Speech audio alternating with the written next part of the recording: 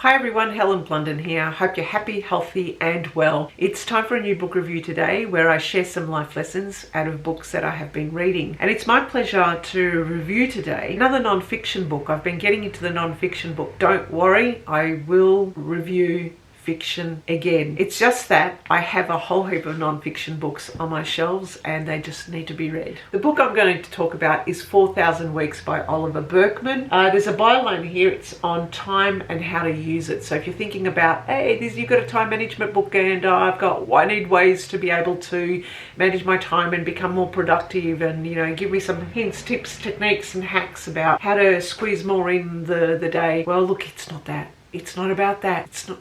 I'm doing the Donald Trump thing. Does everyone else do this now? No, it's not about that.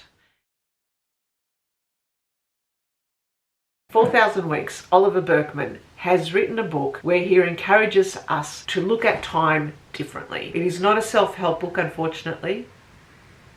It is not a book that will give you tips and techniques on how to squeeze more in your day. It comes across with reflections. These reflections enabled us to think of our own unique relationship with time. 4,000 weeks denotes the amount of weeks we have in a life of 80 years old. So 4,000 weeks, 80 years old. But if I really wanted to do my math, and I'm hopeless at maths, is technically I should have put the difference in between 80 minus my how old I am in my sister's and equate to what the difference is in the weeks, and that's how many weeks I've got left, assuming I stay alive to 80 years old, which then will probably put me into a panic state of seeing how many weeks I've got left. That will probably make me run ragged to try and squeeze everything in to do this before I die.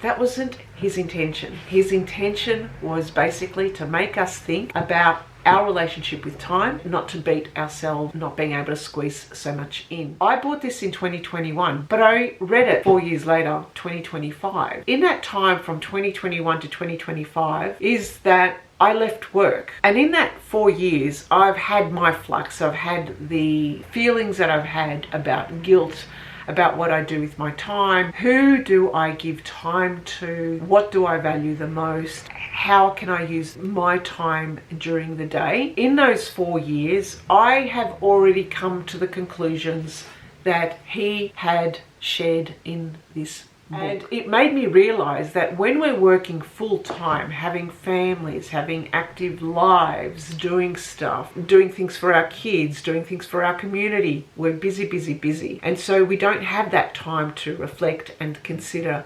And possibly even we feel guilty about not being everything to everyone within that short period of time. But what Oliver Burkeman does is he encourages us to think that, hey, we all have 24 hours a day, 7 days a week. Don't beat yourselves up over the time. Actually start to readjust and rethink about that relationship you have with time. He also encourages us to think productivity is really a trap. And when I had to think back, I would agree with this, because when I was working, I was always looking for more streamlined processes that enabled me to check off and do the tasks that I needed to do quite quickly, so that I could leave early, or so that I could do the things that I really wanted to do. Everything from the Pomodoro technique, I used Trello. I had all these different hacks of being able to streamline the processes. Today was a productive damn day. Only in the last 4 years, when I wasn't working, when I didn't have that pressure, when you have this time on your hand, and time is a privilege sometimes, you start to realize what you're willing to devote your time to, what you're willing, and the type of people that you're willing to do work with. You start to have a very different relationship with time. That was a big realization for me from 2021 to 2025. So reading this book, there was nothing really new in it for me. So maybe I should have read this in 2021 and it would have saved me all the angst and the anxiety of having to feel guilty in the meantime of what I should have been doing. It's a meditation on, you've got one life. Why deny ourselves the opportunity of doing the things that we want or doing the activities that we like to do by leaving them in the future to the time when I can ... or the time when I am able to ... Do it today. Plan it in. Just do it. Another life lesson that was interesting that I hadn't heard about is a chapter where he talks about the hobbyist as a subversive. This was really interesting to me because in the past there were many things I used to do and I still love to do, but there were people who would say to me, if you love doing it, make it into a business. This was a very interesting aha moment for me, where he mentioned that sometimes there are people who simply love the hobby. They don't need to make it into a business.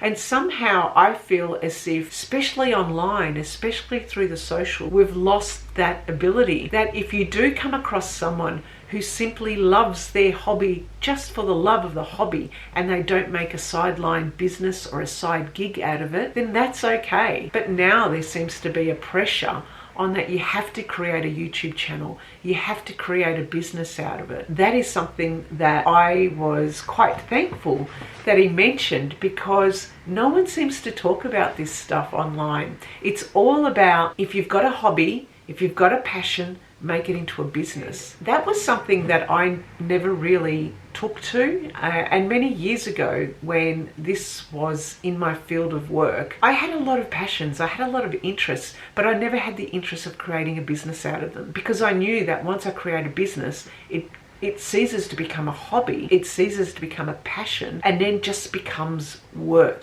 Boring, right? So boring. I want to kill myself.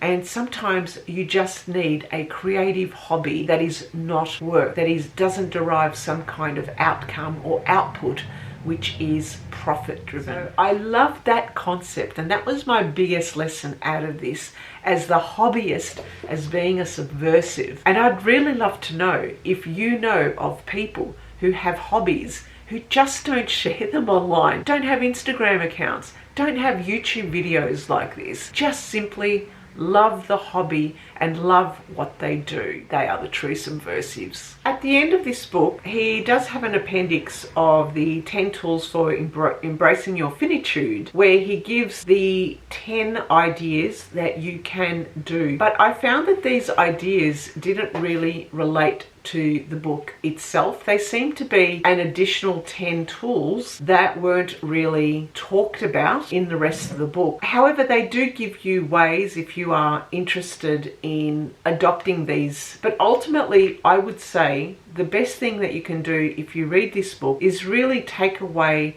certain reflections from it. My reflection was, number one, understand your relationship with your own time. How do you derive meaning of time? Number two for me was understanding, yes, you have a limited time of weeks left. You just don't know what will happen tomorrow. You might have 40 weeks left, you might have tomorrow left. That is it. Ultimately then, it doesn't really matter what you do, it's how you view time. The third one for me was start living. Don't put things off thinking that it's going to be better to do them tomorrow. The fourth one for me was that goalposts will always change. So just accept the fact that goalposts are going to change, and it's not what changes or how we do certain things in a limited time that we have. It's really how we think about those things. Face things as they are and accept that you really can't make more time. You may as well come to terms with it. In some way, he encourages us to really just forget about it. Just let it go. Devote less attention to it. Don't make things bigger than Ben-Hur, because then we wish them to go a certain way, and when they don't, we get stressed. The last point is that really don't sweat the small stuff. We are one generation in lots of generations that have come before us, and we are one little drop in the ocean. We are all really insignificant in the grand scheme of things. Everything will be forgotten, and really we won't even make a dent in the universe. And some of you might think, oh my God, that's really depressing, Helen. That's really negative. You really want to make a big stance. But really, will we all make a big stance in the big grand scheme of things? Probably not. But does it matter? Probably not. So that's all I have to say about 4,000 Weeks, Time and How to Use It by Oliver Burkeman. Let me know what you think. Let me know what your lessons are out of this book. Let me know your relationship with time. Are you someone who uses productivity tips, hints and hacks? Are you someone who uses Trello and Zapier and streamlines and automates all the tasks, or uses Pomodoro and does the ABC kind? Are you someone who has all sorts of different ways of being able to increase the time to do stuff, and then realize that you're only adding more stuff to do in the time that you do save, which ends up getting you more stressed? Ah, let it go. Let it go, let it go.